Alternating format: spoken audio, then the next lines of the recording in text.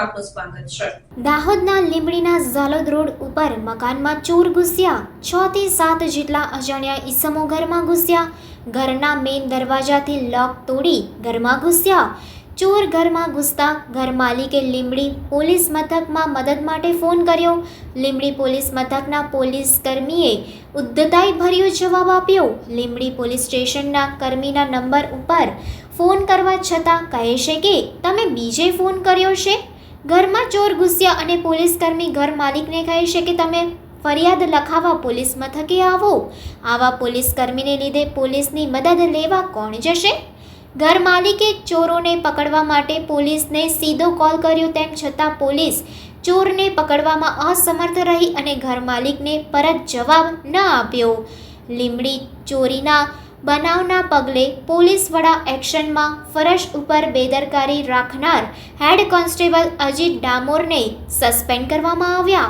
રાત્રિના ચોર આવ્યા હોવાની ફરિયાદીએ જાણ કરવા છતાં કોઈ કાર્યવાહી ન કરતા પગલાં ભરાયા।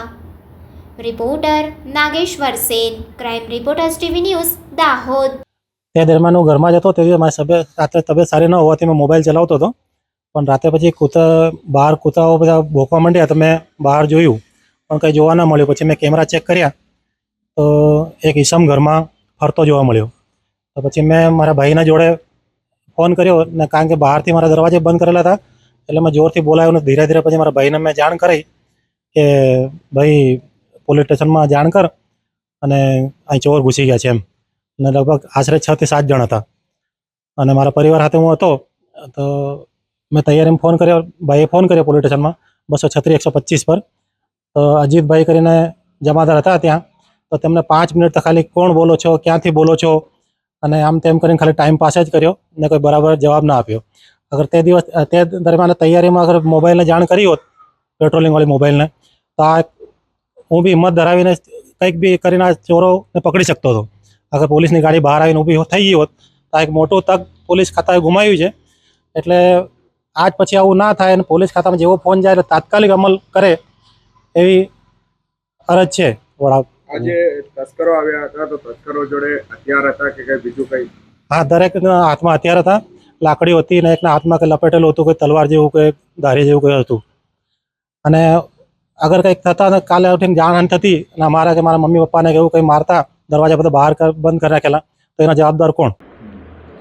ગઈકાલના રાત્રિના રોજ લીંબડી પોલીસ સ્ટેશન ખાતે અરજદાર પ્રવીણભાઈ કલાલના ઘરે રાત્રે ચોર આવેલા હોય, જે અનુસંધાને એમણે રાત્રે 1:30 વાગે લીંબડી પોલીસ સ્ટેશન ખાતે ફોન કરેલો અને ફોનમાં પીએસઓ તરીકે અજીતભાઈ ડામોર કરીને હેડ કોન્સ્ટેબલ હતા, એમને ફોન પર જે અરજદારને છે રિસ્પોન્સ બરાબર રીતે આપેલો નહીં અને એમની સાથે મિસબિહેવ કરેલું અને એમના ઘરે ચોર આવેલા છતાં તેમણે પણ કોઈપણ જાતની કોઈ કાર્યવાહી કરેલ નહીં। જે અનુસંધાને આ જે લીંબડી પોલીસ સ્ટેશનના હેડ કોન્સ્ટેબલ છે અજીતભાઈ ડામોર, તેના શિસ્ત વિરુદ્ધનો રિપોર્ટ કરવામાં આવેલો છે। જે રિપોર્ટના અનુસંધાને પોલીસ અધિક્ષક શ્રી દાહોદનાએ તેને તાત્કાલિક અસરથી સસ્પેન્ડ કરી દેવામાં આવેલ છે। સર, ચોરીમાં કેટલો મુદ્દામાલ ગયો હોય? ચોરીની ફરિયાદ હાલ દાખલ થઈ પ્રવીણભાઈ કલાલની ફરિયાદના આધારે આશરે લગભગ 25-1 હજાર જેટલાનો મુદ્દામાલની ચોરી થયેલી છે। જે અનુસંધાને લીંબડી પોલીસ સ્ટેશન ખાતે ગરફોડ ચોરીનો ગુનો દાખલ કરવાની તજવીજ હાલમાં ચાલુમાં છે।